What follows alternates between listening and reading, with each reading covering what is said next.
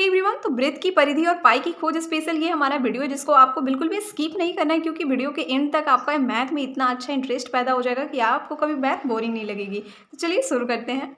तो यहाँ हमारे पास 3 अलग-अलग साइज़ की वृत्त है। जैसे कि ये येलो वाला जो वृत्त है हमारा, वो है 3 सेंटीमीटर इसकी त्रिज्या है। इसका मतलब कि इसका जो व्यास है, व्यास तो दुगना होता है ना, यानी कि 2r होता है। तो व्यास कितना है इसका? तो 6 सेंटीमीटर है।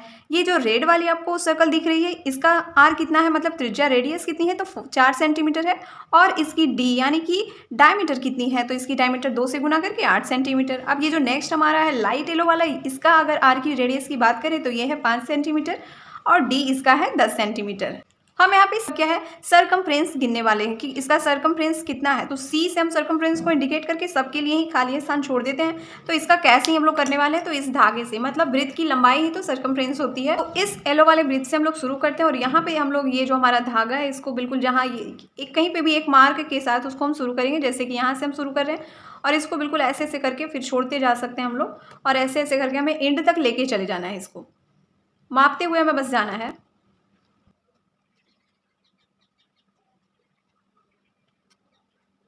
और अब हम सेम प्रोसेस के साथ करते करते यहाँ एंड पे आ गए, मतलब जहाँ से हमने स्टार्ट किया था वहाँ पे हम आ गए और इस छोर वाले को हमने बिल्कुल ही टाइट रखा है ताकि कोई भी मिस्टेक ना हो पाए। तो अब यहाँ पे जब हम देखते हैं कि ये वाला छोर हमारा कहाँ पे टच कर रहा है, तो ये बिल्कुल यहाँ पे टच कर रहा है। तो यहाँ पे हमने क्या करना है, एक मार्क लगा लेनी है। धागे पे हमारा मार्क लग चुका है यहाँ पे। अब हम इसको स्केल पे मेजरमेंट करेंगे कि ये है कितना। तो यहाँ जो हमारा धागा है उसको बिल्कुल फर्स्ट पॉइंट पे हमें रख लेना है, जमा लेना है सही से, बिल्कुल इस तरह से टाइट करते हुए। अब देखेंगे कि जहाँ पे हमने मार्क लगाया वो जा कहाँ पे रहा है।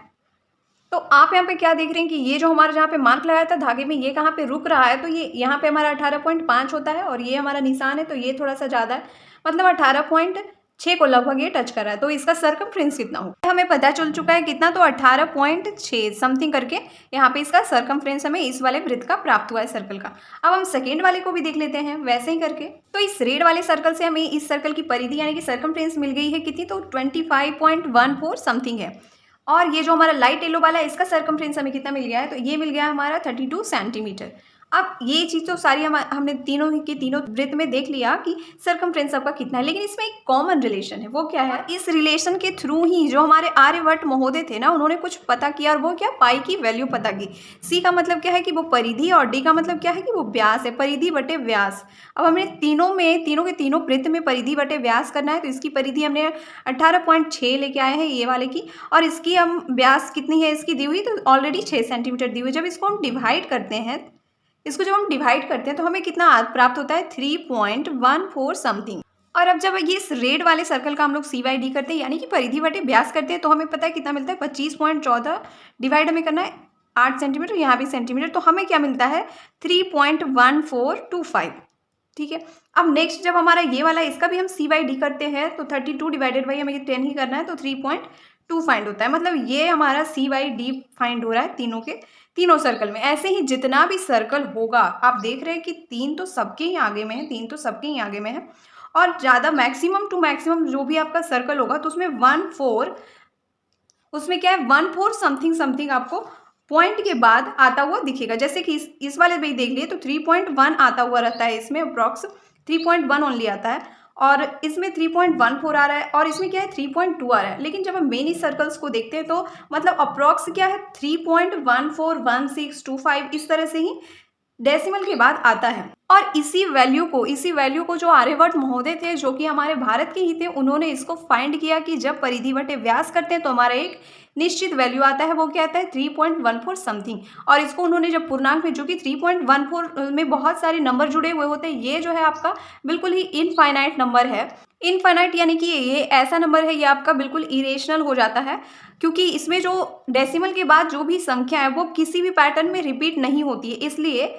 और ये हमारा क्या है, इरेशनल नंबर है, और इसको आर्यभट्ट महोदय ने एक नाम दे दिया इस वैल्यू को, और उसका क्या नाम दे दिया कि ये हमें पाई के नाम से हम इसको जाने, और इसका नाम रख दिया क्या, पाई, 3.1416 समथिंग को। और इसकी पूर्णांक में उन्होंने लगभग वाली वैल्यू दी है कितनी, तो 22/7 लगभग, क्योंकि किसी भी इरेशनल नंबर को हम पूर्णांक में कन्वर्ट नहीं कर सकते हैं, लेकिन लगभग जब हमें पूर्णांक में सॉल्व करना होता है तो इसलिए उन्होंने 22/7 का ये वैल्यू दिया है इसका अप्रॉक्स करके समथिंग। और यही से आपका जो परिधि का जो फॉर्मूला होता है सरकमफ्रेंस का, वो भी इसी मेथड से आपका फाइंड हो जाता है। कैसे?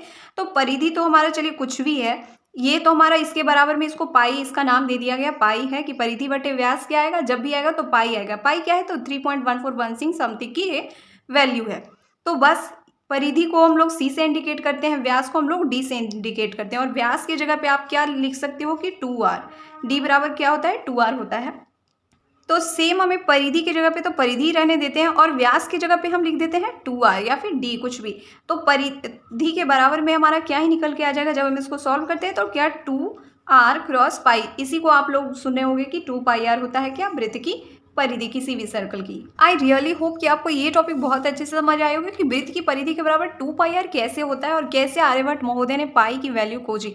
वो पाई की जगह पे कुछ भी नाम दे सकते थे, तो उसको हम लोग आज पढ़ ही रहे होते। इंपॉर्टेंट क्या है कि उसकी वैल्यू की परिधि बटे व्यास की वैल्यू क्या होती है, तो उन्होंने फाइंड कर लिया कि 3.14 होता है। तो उन्होंने क्या है, बहुत सारे सर्कल पे ऐसे करके प्रयोग किया होगा। जैसे कि हमने तो बस 3 ही सर्कल का देखा क्योंकि हमें बस मालूम है, इसलिए उन्होंने ढेर सारे सर्कल पे ऐसे ही प्रयोग किए। तब उन्हें पता चला कि परिधि बटे व्यास का एक निश्चित वैल्यू होता है सभी सर्कल में, वो होता है 3.14 समथिंग। और उसको उन्होंने कन्वर्ट कर दिया इंटीग्रल में 22/7।